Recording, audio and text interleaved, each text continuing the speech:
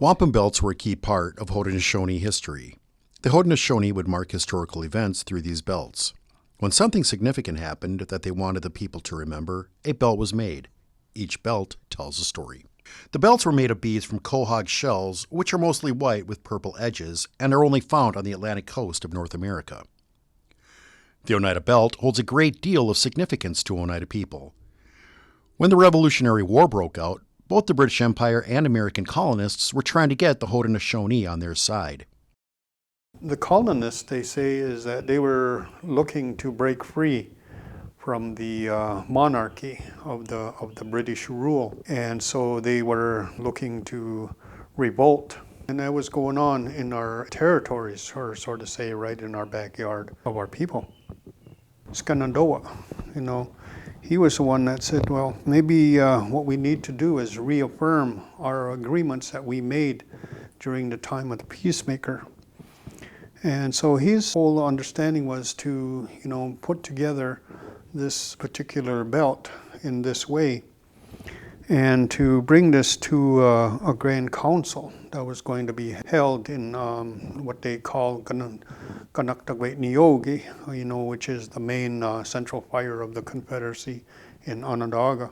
In Shenandoah, he stood up and saying that we have to really try to understand and to bring ourselves to remember and recall what the peacemaker and what he told our people of how we're supposed to keep peace amongst ourselves as a confederacy. And so as you see the two rows of the that go circle around, these are the territories of each of the nations.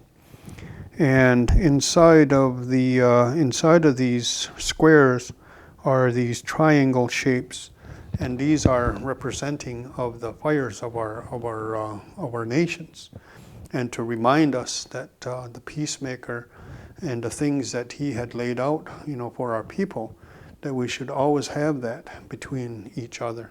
It was then determined that if we can, go back to our respected territories, each individual nation would have to come to terms to decide if they were going to involve themselves in this war.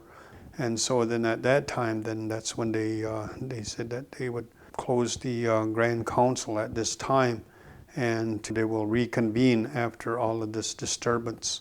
The Oneida people eventually sided with the colonists during the Revolution and broke the Confederacy, while the other nations sided with the British, causing a civil war among the Haudenosaunee people. When the Oneidas were removed from their ancestral homelands to the Michigan Territory, the Oneida tribal belt came with them. It was in the care of Elijah Skenador, a Turtle Clan chief. After Elijah's death, the belt was found in a safe in the Seymour, Wisconsin post office. The belt is now located in the Field Museum in Chicago. And although it is not on display, the museum allows Oneida people to view this important part of their history.